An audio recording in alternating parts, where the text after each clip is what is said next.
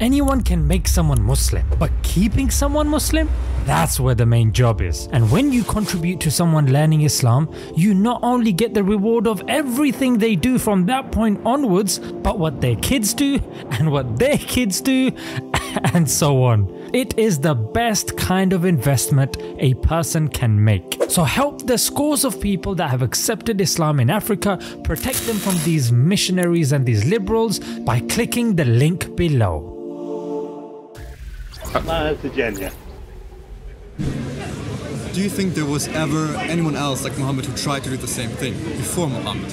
Who said that he had speaking to God, who said that he has a vision, who said that he is a prophet now? Yeah, so that's a very good point. So when someone claims this, yes, Jarvis, number one, you need to look at the prophecies he's making. Like Nostradamus, he claimed to be a prophet.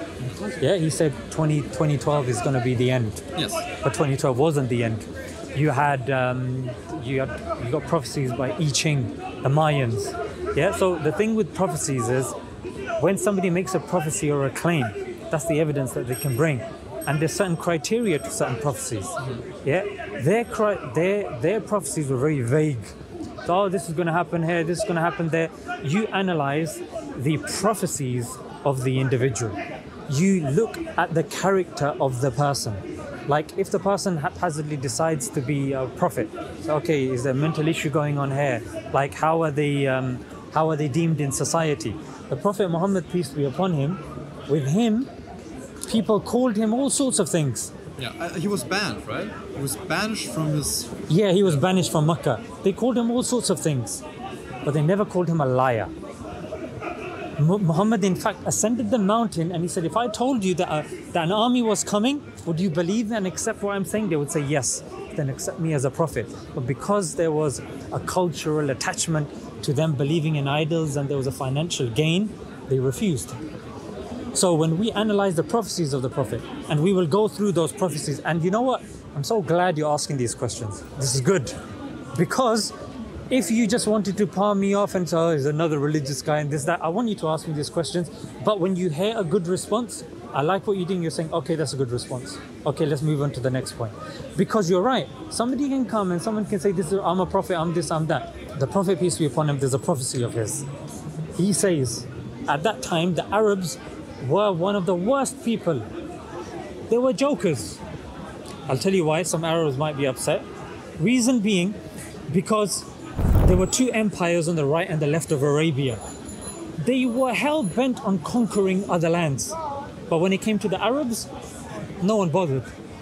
Because they were pathetic, they were just jahil, ignorant, ignoramuses. Yeah? So the Prophet, peace be upon him, when he came to those people, one of the prophecies that he made, he said that the barefooted, unclothed herdsmen of the desert would compete with each other to make the tallest buildings. Now, at that time, the Arabs were very poor. Yeah, they were not only poor, but it was ridiculous to assume that the Bedouins, even if you look now, you go Egypt, Morocco, yeah, see Bedouins in the desert, they're simple guys, you know, with camels just walking about. The Prophet said, when he was asked, they asked him, who are the unclothed, barefoot herdsmen? He said, the Bedouins. Normally, when it comes to Nostradamus and these guys, they make general claims. It can be interpreted this way or that way. He's made a very specific claim now. The Bedouins. Okay. There were rich Arabs. He didn't refer to them. There were the Persians. He didn't refer to them. The Byzantines, the Romans. He didn't refer. So the Bedouins. At that time, oil had not been discovered. Oil has been discovered in the last 100 years. They call it black gold. Yes, I know. Yeah? Black gold. But before, it hadn't been discovered. It was unheard of. So look, Dubai, Bedouins, Arabs, Saudi, Bedouins, Arabs. And now, 1,000 meters, again, Saudi is building something called the Kingdom Tower. I think it's pretty much done now as well. It's the Kingdom Tower. This was a very specific thing. And this is something that people are actually like, wow, this is actually phenomenal. At the time of the Prophet, peace be upon him, the Byzantines were at war with the Persians. Now this, whatever I'm saying, you can check this by a non-Muslim source. Yeah, it's called the Chronicles of Theophanes. He was a non-Muslim guy who verifies what's mentioned in this prophecy. It's got nothing to do with Islam, this guy Theophanes. So the Prophet, peace be upon him, said, at that time, the Byzantines were losing. Not only were they losing miserably. Jerusalem had fallen, the capital had fallen, Heraclius was being disgraced, and a plague had broken out. I mean, why on earth would you opt for the loser? Yeah, at that time it was ridiculous. The Quran was revealed from between 6 and 9 years. This is mapped on the Arabic of the Quran. 6 and 9 years, the Byzantines would win, and that's exactly what happened. Between 6 and 9 years, the Byzantines did indeed win. So not only did the Prophet make a statement against the dominant power, but he gave a time. This is the worst thing you can do in a prophecy. Yeah, especially because I'm not sure if you're aware of cold reading. Yes, I am. Yeah, so psychics use this, yeah, cold reading. So if you give a time which is really specific, and if this is not going to happen, then all of this. There you go. So that's, I mean, it's good you're aware of that. So that they're told not to do that, because as much leeway as possible. So that actually goes against that principle, yeah, the principle of giving a time. Okay, cool.